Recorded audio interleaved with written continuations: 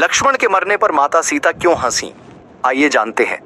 जानने से पहले इस चैनल को सब्सक्राइब कर वीडियो को लाइक करके कमेंट में जय श्री राम जरूर लिख दें। यह कथा रामायण की मुख्य कथा से अलग एक लोक मान्यता पर आधारित है, जो कई ग्रामीण अंचलों, खासकर उत्तर भारत और नेपाल में कही जाती है। इसमें कहा जाता है कि माता सीता ने लक्ष्मण के मृत्यु के समय एक विशेष कारण से मुस्कुराहट व्यक्त की थी। एक दिन श्री राम को यह जानकारी दी गई कि एक साधु उनसे अकेले में मिलना चाहता है और चाहता है कि उनकी बातचीत के दौरान कोई तीसरा व्यक्ति उस स्थान पर न हो।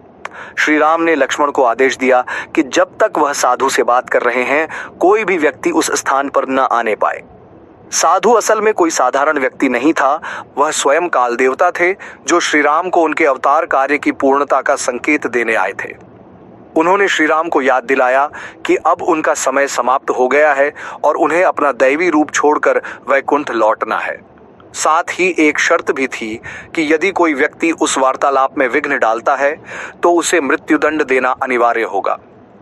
उसी समय भीतर दरबार से एक अत्यंत आवश्यक सूचना आती है, जिसे तुरंत श्री राम को देना होता है। संदेशवाहक लक्ष्मण को आग्रह करता है कि वह श्री राम को यह सूचना दे, अन्यथा राज्य में भारी अनर्थ हो सकता है। अब लक्ष्मण धर्म संकट में पड़ जाते हैं। एक ओर राजा का आदेश है कि कोई वार्तालाप में विघ्न न डाले और दूसरी ओर राज्य का हित दांव पर है आश्रित है। राजधर्म और भ्रातृधर्म के इस संघर्ष में लक्ष्मण निर्णय लेते हैं कि वे राज्य के हित में श्री राम के पास जाते हैं और सूचना देते हैं। इससे वार्तालाप भंग होता है। श्री राम का वचनबद्ध धर्म संकट।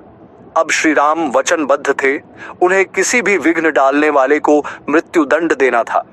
यह जानकर श्री राम अत्यंत व्यथित हो गए। लक्ष्मण उनका अपना छोटा भाई था, जिसने राम के लिए अपना घर, राज्य, सुख और यहाँ तक कि सीता की खोज के समय जीवन का भी त्याग कर दिया था। लेकिन रघुकुल की मर्यादा थी कि प्राण जाए पर वचन न जाए।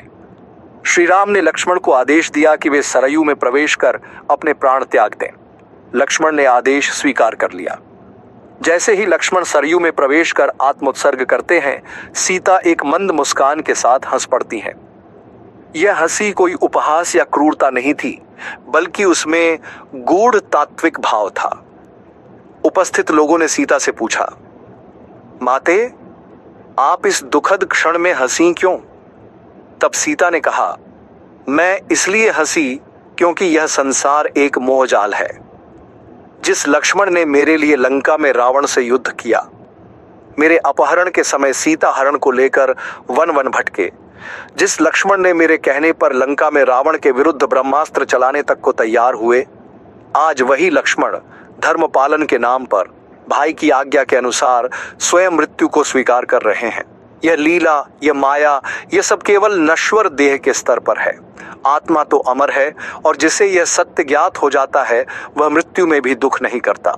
उन्होंने आगे कहा, जिस संसार में भाई को वचन के लिए मृत्युदंड देना पड़े, उस संसार की विडंबना पर मैं हंसी। यह संसार एक स्वप्न है, इसमें मोह करना मूर्खता है। तात्विक व्याख्या।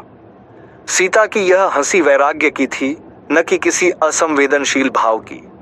यह उस आत्मज्ञान की अभिव्यक्ति थी जो बताता है कि संसार में जो कुछ भी हो रहा है वह परमात्मा की लीला है।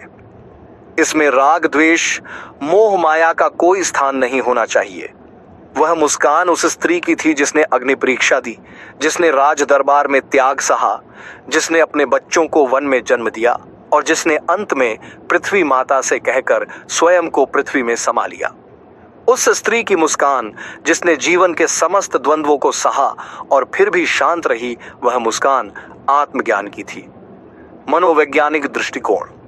यदि हम इस कथा को प्रतीकात्मक रूप में देखें तो यह मानव मन के द्वंद्वों को दर्शाती है, जहां हम वचन और भावना, नियम और करुणा, धर्म और प्रेम के बीच उलझे होते हैं।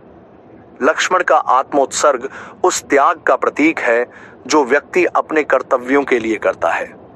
सीता की हंसी उस क्षण की त्रासदी को समझने और फिर भी उससे ऊपर उठ जाने की क्षमता को दर्शाती है।